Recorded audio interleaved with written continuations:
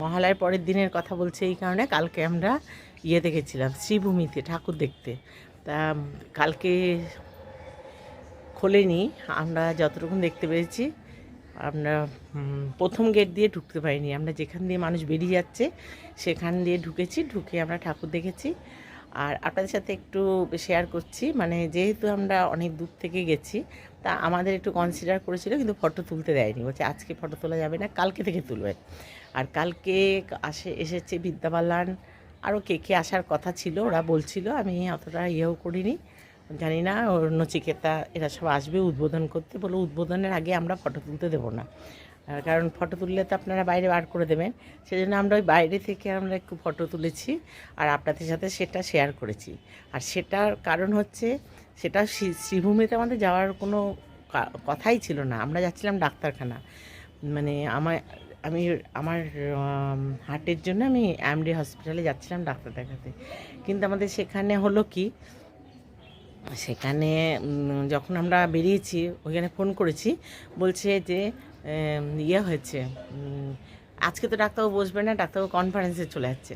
তাহলে কনফারেন্সে গেলে তো আর আমাদের দেখবেন না, শনি রবি দুদিন, শনি রবি দুদিন কনফারেন্স, তাহলে আজকেও তো বসেই, রবিবার দিন তো বসেই না। তারপরে আমরা ওখানে বসে বললাম যে গাড়ি এত টাকা পয়সা গাড়ি ভাড়া করে আমরা ইয়ে থেকে এলাম, এখন আমরা কি করব।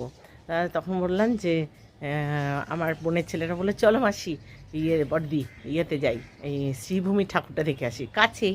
তো আমরা গেছিলাম, যে প্রথম গেট, সেই প্রথম গেট দিয়ে তো ঢুকতে পারিনি, মানে যেখান দিয়ে মানুষ প্রথম এন্ট্রি করবে মানে ঢুকবে, কিন্তু বেরিয়ে যাওয়ার যে গেটটা সেখান থেকে আমরা ইয়ে করেছি, মানে ঢুকতে পেরেছি। ওখানকার যে পুলিশ কনস্টেবল আছে তারা বললো যে আপনারা এগিয়ে যান, ওই পেছনে গেট দিয়ে আপনারা দেখুন।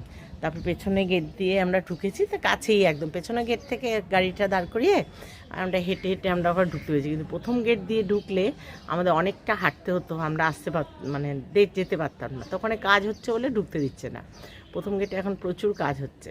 তারপরে ঠাকুরটা দেখে এসেছি, মানে একটু চোখের দেখা দেখেছি, ভালো করে সত্যি বলছি আমরা দেখতে পাইনি, কিন্তু আমরা ওইখানে উদ্বোধন করছে বলে সমস্ত ঘেরাও করে রেখে দিয়েছে। কালকে রাত 8টা থেকে ওটা ওপেন করে দেবে, সবাই সেটা দেখতে পারবে। তা আমরা গেছিলাম সন্ধে দিকে, এই 6টা 6:30টার দিকে, যার জন্য আমরা ঠাকুরটা ভালোভাবে দেখতে পাইনি, কিন্তু শ্রীভূমিতে গিয়ে পা রেখে এসেছি, সেটাই আপনাদের সাথে শেয়ার করছি। গেছিলাম আমার হাজবেন্ড আর আমরা একটা বড় গাড়ি করে গেছিলাম, সেজন্য আমাদের সুবিধাটা ছিল। গেছিলাম আমার ছেলের বউ, মেয়ে, নাতি আর ওই বোনের 2টো ছেলে, এই মিলে আমরা সবাই ঠাকুর দেখে এসেছি। একটা বড় গাড়ি করা হয়েছিল। তো আপনারা দেখতে থাকুন, যদি ভালো লাগে একটু লাইক শেয়ার কমেন্ট করবেন, সাবস্ক্রাইব করে আমার পাশে থাকবেন।